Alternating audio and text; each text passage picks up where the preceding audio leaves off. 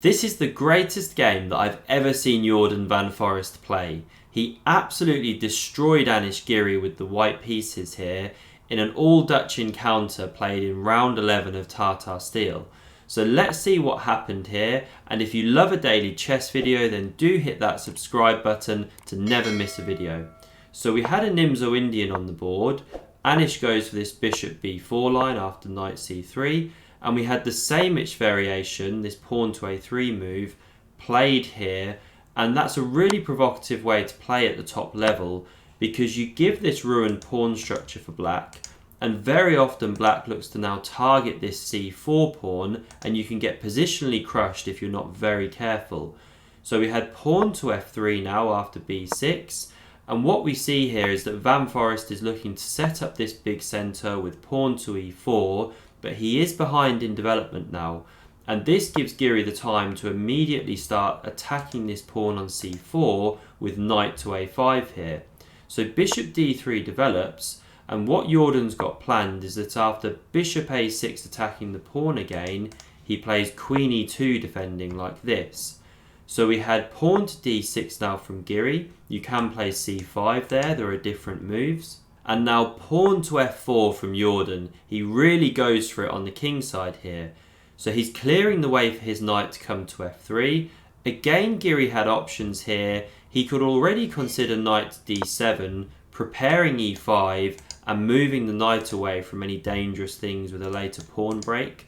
But instead he plays queen to d7, a very thematic idea, so that after knight f3, queen a4, this pawn is now pressured 3 times, and white has to deal with that. But where black has to be really careful is you've got 3 pieces now way over on the queen side, so be careful if you don't come crashing through here, or else you could be in trouble.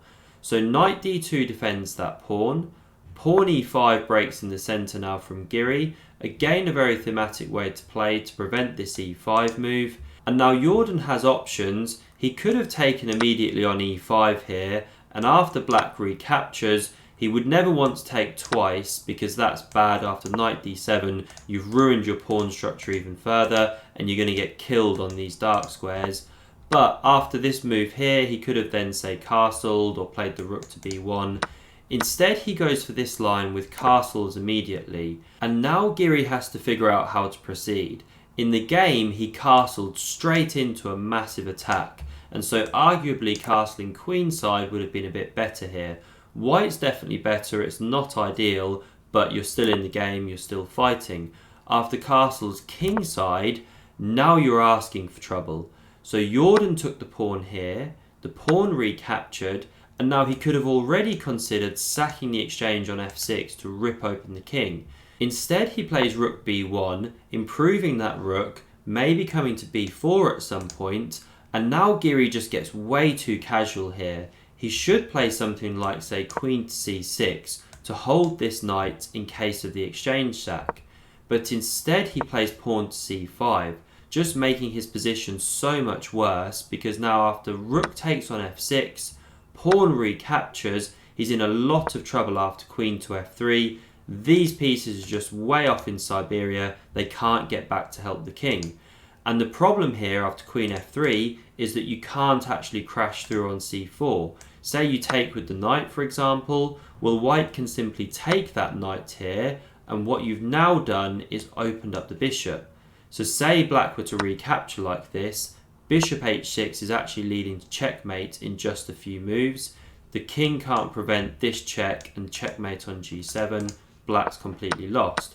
So that's why after the queen came to f3, now Giri played queen to c6 to hold this pawn.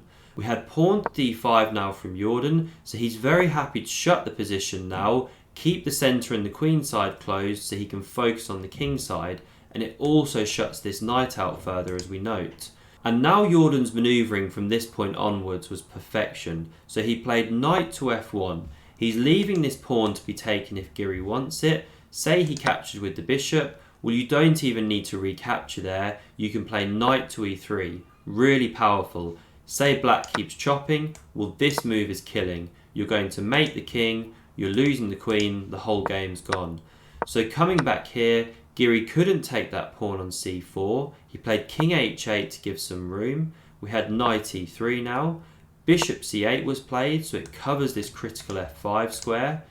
Bishop d2 and rook g8.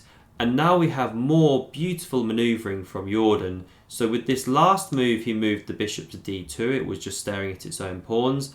And now it comes to e1. And watch this beautiful journey it's going on. So rook to g6 was played, protecting f6 here, because now bishop h4 came. A lovely remaneuver of that bishop. It reminds me of a Parham game actually that he played against Firouzja where he did a similar thing. I'll link that one on screen now in case you want to check it out after. So rook h6 was played, hits the bishop, queen f2 defends, bishop d7 activates the second rook, rook f1, more pressure down the f-file, king g7 protects that pawn, and now we want to get this knight into f5. Look what a monster check that would be if we could get there, but the bishop covers it. So here we go, bishop e2, more lovely positional chess. You're just trying to exchange these bishops off, then your knight has access to all of those light squares.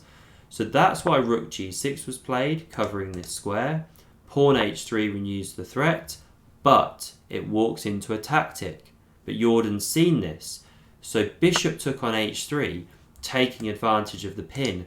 But here's what Jorden had in response. Bishop h5, hitting this rook, really lovely stuff. Now Giri moved this bishop back and gave up an exchange. But if you come rook h6, thinking that okay, if you take here or I take here, level material, the problem here is you check on g3. If the king comes to h8, this check is absolutely deadly as we can see. And if you come to f8 here, then there's similar problems with the rook crashing through on f6. That's the whole problem with when the rook left this 6th rank here. So coming back to this position here, Giri instead retreated this bishop back to d7, and Jorden picks up this exchange. But more than that, he's now picking up on f6. That's the big problem. King g8 came, queen h4, and now rook f8 from Giri. Both players are into the move 30s now. Time is ticking down, but Jorden plays this position really responsibly now. He doesn't rush it. He realizes he's better. Black has lots of long-term weaknesses, so he just plays it slowly. Rook f3. So we had rook f7, queen g5 hits this pawn, and it's just completely indefensible. So queen f8 came. Jorden picked up here. We had knight b7. That sorry knight finally gets back into the game, but it's too little too late now. So queen f4 came, freeing the way for this pawn, knight d6, and now pawn to e5. And you might think jumping it into f5 would be good to blockade there, but after takes, bishop takes, g4 just kicks that bishop back, and these pawns are still just storming through. So instead of this, Giri dropped the knight back here. Now we had pawn to d6, Giri took here, captures, and queen e8. So we can see that white just has an absolute bind on the position. The game is gone. How did Jorden finish it off? Well, this is really nice. So knight d5, obvious move. Queen e1 check, king h2, and now queen d1 was the final move before the time control. So Jorden now had some time to think and find the best way forward. And he finished things off beautifully. So knight e7 check came first. The king went to h8, and now I'd encourage you to pause the video and look for the strongest move in the position here. So the move was rook to h3. Amazing stuff. So you're threatening to take on g6 with check. That's the threat. Now if black takes this bishop, then we get pawn d7. Stunning concept. Because even though you can take that pawn in two different ways, let's say you take with the queen, you've got massive back rank problems after queen b8. You can't block with the rook, the king's boxed in by the pawn. The only way is to come with the queen, and then you're losing your queen. So after that rook to h3 move, Giri simply resigned. Awesome stuff from Jorden. If you enjoyed this game, then do subscribe to the channel and see more amazing Tata Steel games, click here. Thanks very much for watching and see you soon.